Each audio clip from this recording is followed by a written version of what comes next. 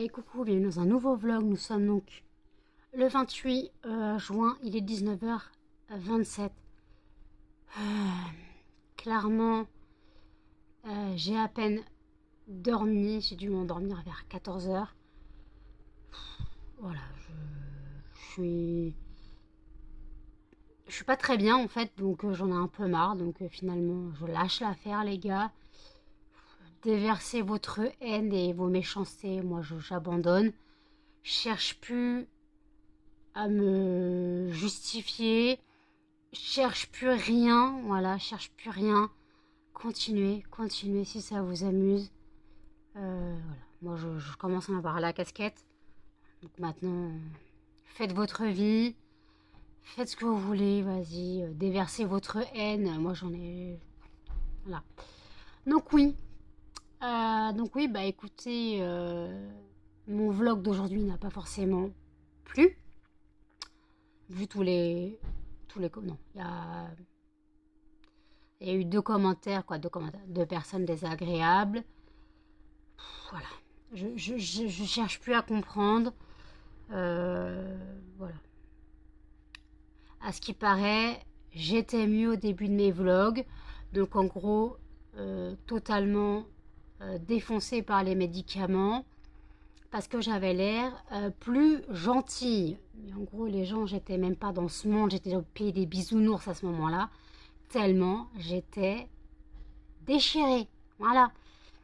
Mais si pour vous, être gentil, c'est être défoncé et pas être dans le monde réel, écoutez, je cherche plus à comprendre. Voilà, j'abandonne.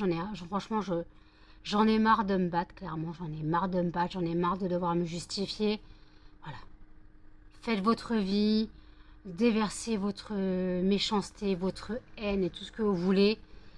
Moi, je me bats plus, hein. Clairement, je me bats plus. Voilà. Je cherche plus à comprendre. Soit le commentaire restera sans réponse, soit il sera carrément supprimé. Voilà. Je suis pas en état de me battre, là, clairement. Voilà. Parce que bon, j'ai une vie parfaite d'après les gens. Parce que je ne travaille soi-disant pas.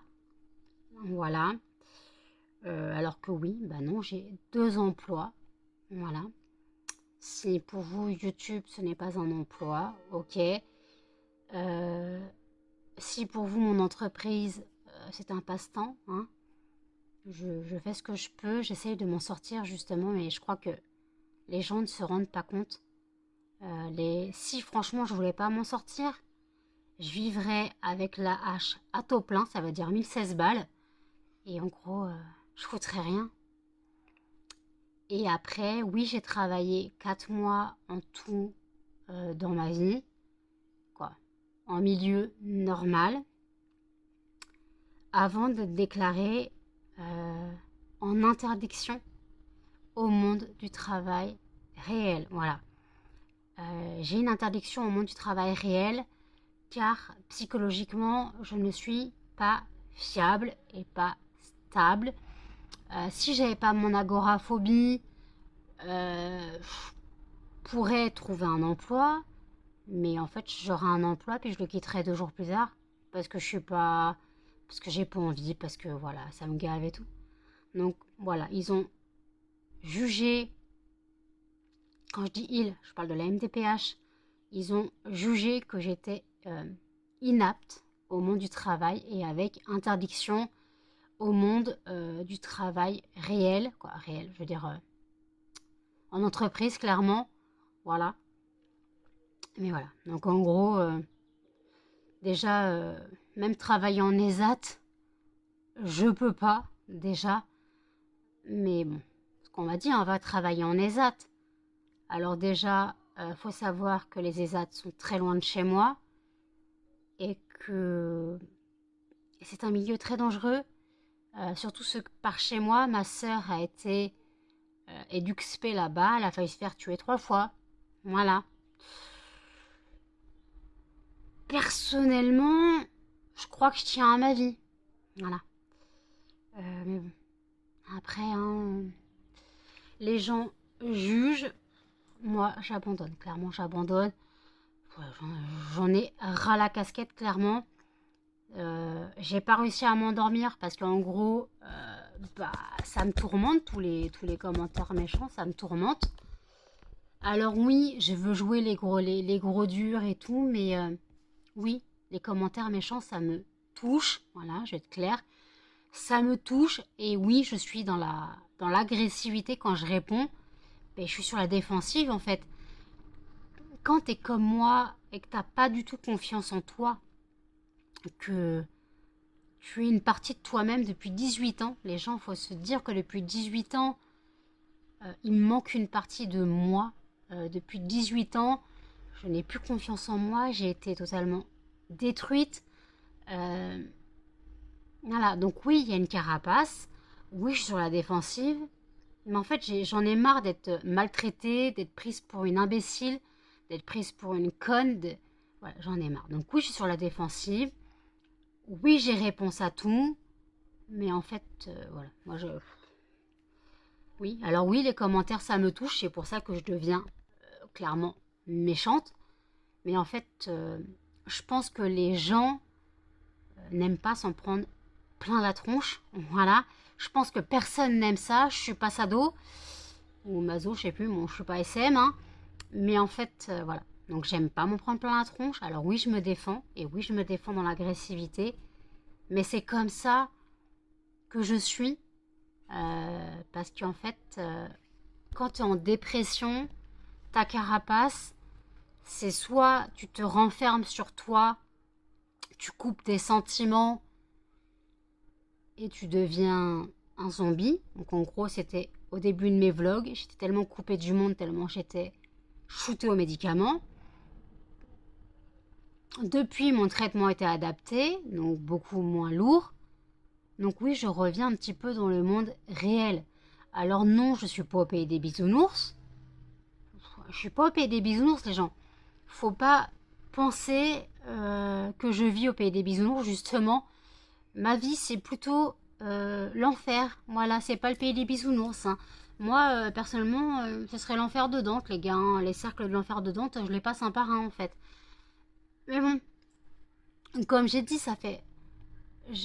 Là, on va me dire, bah maintenant, elle se plaint. Ça fait... Maintenant, on va me dire, elle se fait passer pour une victime. Voilà. J'ai l'habitude, hein.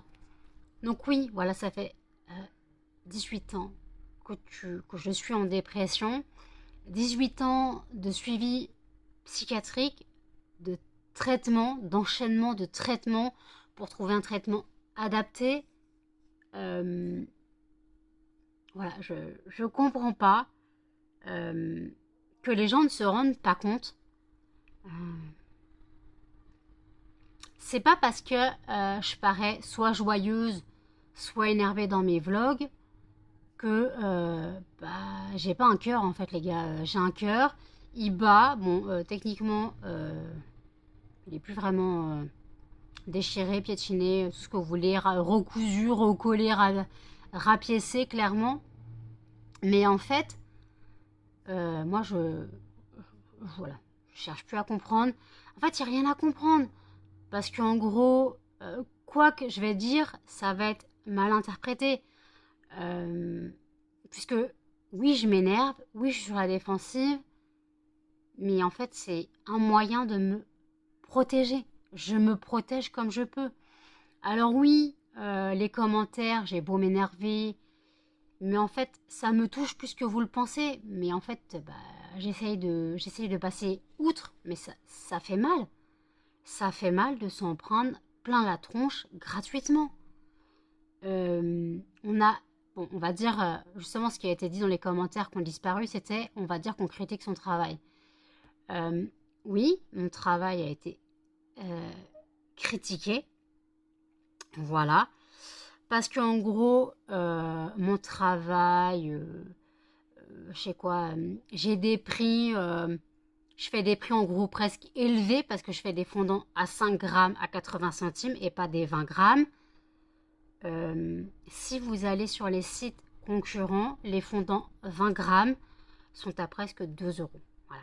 80 centimes, c'est pour les fondants 5 grammes, les gars. Voilà. Donc oui, je fais des fondants 20 grammes. Ils sont à 1,90 €. Voilà. En fait, ça change quoi? Alors, on m'a dit aussi, t'as pas besoin de 120 fragrances. Si t'en avais 5 et c'était bien fait, ouais. Le but, c'est d'essayer de plaire à tout le monde. Et donc, chez moi, c'est pas propre. Il y a des poils de chien partout. Et je devrais travailler sans mes animaux. Ouais. Alors, en fait, je vis dans un studio, hein, clairement. On est 2 personnes, plus 3 chiens et un chat dans un studio. Je fais quoi? Les chiens, je les mets à la SPA pour travailler. Je loue un local. Si vous voulez que je loue un local, là, je vais faire l'aumône. Vous voulez que je loue un local? Donnez-moi de l'argent pour que j'ai un local. Mais en fait, alors oui, je travaille de chez moi. Non, ce n'est pas sale. Faut arrêter. Ce n'est pas sale. Les poils de chien, il n'y en a pas sur mes fondants. Voilà, faut arrêter. Et puis en fait, de toute façon, quoi que je fasse. Ah oui, puis on m'a dit aussi de mettre des gants quand je travaille. Pour compris. Alors oui, certains mettent des gants, mais quand je vois les gens qui mettent des gants, sur tout ce qui est sur TikTok, je vois c'est les gens qui font les bougies. Pour pas qu'il y ait des traces de doigts sur les bocaux. Mais quand tu fais des fondants, c'est quoi l'intérêt de mettre des gants à part ne pas avoir des paillettes partout? Que Jen est sapin de Noël la dernière fois. J'avoue, j'avais abusé sur la paillette. Mais en fait, voilà. Donc ça, voilà. D'ailleurs, toutes les boîtes ont été emballées. J'ai emballé donc 8 boîtes cette nuit. Jen a emballé le reste pendant que j'essayais de dormir. Voilà. Sinon, après, en fait, comme j'arrivais pas à dormir ce matin, j'ai mis le film Un sac de billes sur Netflix. Oui, je suis en mode déprime, hein, donc je regarde Un sac de billes. Pour ceux qui ne connaissent pas l'histoire, Un sac de billes, c'est un roman autobiographique de 2 frères juifs qui partent en zone libre pour rejoindre la famille, et ben là, tout un complexe, tout un périple. Voilà, donc en gros, ils se débrouillent comme ils peuvent, ils survivent comme ils peuvent surtout. Et en fait, voilà. Donc oui, c'est badant de se dire que, bah, là, ouais, en fait, c'est badant. Mais bon. Après, j'ai connu pire, hein. Tu regardes La Rafle, c'est pas mieux. Au revoir les enfants, mais là, c'est beaucoup, beaucoup plus vieux. Voilà. Par contre, le casting d'un sac de billes m'a surpris. Patrick Bruel comme le père de la famille juive. Christian Clavier comme médecin juif qui s'occupait des inspections sanitaires, en gros, pour les personnes juives, pour voir si la circoncision était religieuse ou médicale. Voilà. Et après, il y avait Kev Adams. J'ai pas compris. Kev Adams, ouais. Ok. Bernard Campan, ouais, bon. Bernard machin. J'ai eu du mal à comprendre le casting, clairement. Mais bon, pas très grave, hein, donc ouais. Après, vous me direz, dans la rafle, ils ont même pris Gad Elmaleh pour faire le père juif. Hein, mais bon, ouais. De toute façon, maintenant, on s'en fout un peu. Mais bon, c'est vrai que oui, il a été un petit peu dur à regarder. Encore ça va, c'est pas... c'est plutôt une belle histoire en soi parce qu'il n'y a pas trop de... il y a pas trop de tourmente, en fait, contrairement à d'autres films où tu sais comment ça se passe. Et la rafle, déjà, encore ça va, la rafle, elle est calme. Hein. Il est calme, ce film, mais après, voilà. Mais bon, il y a des choses comme ça. Bon. Donc ouais, voilà. Donc ce que je regarde quand je suis déjà pas bien pour rebader encore un peu plus. Oui, tout à fait moi, ça. Tout à fait moi. C'est comme quand je suis pas bien, faut que j'écoute de la musique badante parce que sinon ça va pas. Oui, oui, je suis comme ça, moi, donc voilà. Donc écoutez, je bois mon café, je regarde la vidéo YouTube de Mélanie Luna et je vous dis à toutes. Il est 23h14, je viens clôturer le vlog. Je viens d'apprendre une très mauvaise nouvelle, un décès, donc je suis pas en état de continuer le vlog. Déjà la journée était pourrie pour moi. J'étais déjà pas bien, donc en fait, voilà, je vais pas continuer le vlog, je vais même pas faire le tirage au sort du fondant du jour. J'en ai plus rien à foutre, là, voilà, je vais prendre du temps pour moi, je sais pas si je vloguerai demain, et voilà. Là, j'ai vraiment besoin de jours de repos, comme on dit. Oui, j'ai besoin de mettre les idées au clair. Donc voilà, donc écoutez, là, voilà, je suis pas en état, donc allez, à toutes.